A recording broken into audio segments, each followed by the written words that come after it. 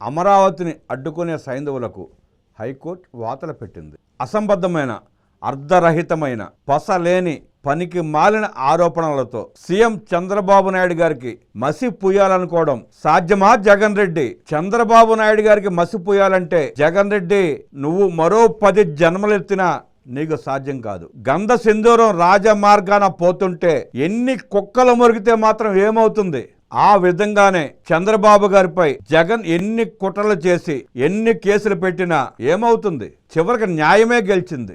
Assigned భూముల విషయంలో జగన్ రెడ్డి కుట్ర సిద్ధాంతానికి హైకోర్టు ఇచ్చిన తీర్పు వాళ్ళకి చావు దెబ్బని చెప్పాలి. హైకోర్టు అద్భుతమైన తీర్పు ఇవ్వడం అభినందనీయం. నిరాధారమైన ఆరోపణలతో బురద జల్లడం ద్వారా రాజకీయ లబ్ధి పొందాలనుకోవడం జగన్మోహన్ రెడ్డికి వెన్నతో పెట్టిన విద్య. తాత తండ్రి నుంచి సంక్రమించిన ఆస్తి అదొక్కటే ఆయనకి. చంద్రబాబు వంటి సుదీర్ఘ అనుభవం ఉన్న రాజకీయ నాయకుడి పైన పసలేని, పనికి మాలిన ఆరోపణలతో ప్రజల దృష్టిని మళ్లించాలనుకోవడం జగన్ రెడ్డి అవివేకం. చంద్రబాబు గారికి వ్యక్తిగతం లేదు, ప్రజలు, రాష్ట్ర ప్రయోజనాలే ముఖ్యం అంటూ నిరంతరం శ్రమిస్తున్న మచ్చలేని నాయకుడు ఆయన. చంద్రబాబు ఏ తప్పు చెయ్యనివ్వరు. చంద్రబాబుకి ప్రజలంటే భయం. ఆయన పాలనలో ప్రజలకు జవాబుదారీగా ఉంటారు. స్వార్థరహిత పాలన ఆయన విధానం. సమాజ అభివృద్ధి ఆయన విధానం. పేదరికం లేని సమాజం ఆయన అభిమతం.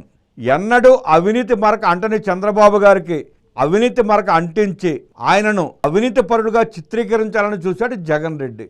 అవినీతి పరులు రాజ్యం ఏలినప్పుడు నిజాయితీ పరులకు కష్టాలు తప్పవు. జగన్మోహన్ రెడ్డి లాంటి దుర్మార్గుడు, నయ వంచకుడు, వెన్నుపోటుదారుడు, కుట్ర రాజకీయ నాయకుడు పాలన చేసినప్పుడు చంద్రబాబు నాయుడు గారు లాంటి మంచి రాజకీయ నాయకులకు కష్టాలు తప్పవు. అందుకే జగన్ రెడ్డి అవినీతి బురదలో కూరుకుపోయి రాజకీయ ప్రత్యర్థి అయిన చంద్రబాబు నాయుడు గారిని కూడా అవినీతి పరుడుగా చిత్రీకరించాలన్న అక్కసుతో, దుర్బుద్ధితో ఆధారాలు లేని అక్రమ కేసులు పెట్టి న్యాయదేవత కళ్ళకు గంతలు కట్టాలని చూశాడు. అమరావతి రాజధానిని ప్రపంచ స్థాయి రాజధానిగా నిర్మించి ఆంధ్రుల ఆత్మవిశ్వాసాన్ని శిఖర సమానంగా నిలపాలని ప్రణాళిక సిద్ధం చేయడం నేరమా?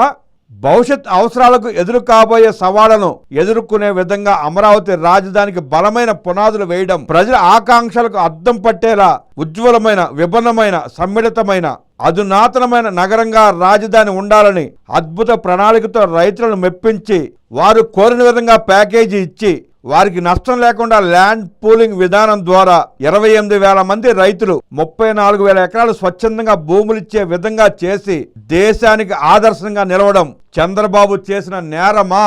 గత వైసీపీ ప్రభుత్వ హయాంలో ప్రతిపక్ష నాయకులపై నమోదైన పలు కేసులు, అరెస్టులు, విచారణలు రాజకీయ ఉద్దేశంతో, ప్రతీకారంతో జరిగినట్లు హైకోర్టు తీర్పు ద్వారా వెల్లడైంది.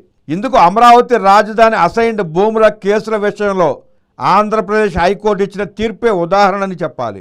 రాజధాని అమరావతి అసైన్డ్ భూముల విషయంలో ఇచ్చిన జీవోపై సిఐడి నమోదు చేసిన కేసు రాజకీయ ప్రతీకారం తీర్చుకోవడానికి తప్ప మరొకటి కాదని హైకోర్టు తేల్చి చెప్పింది.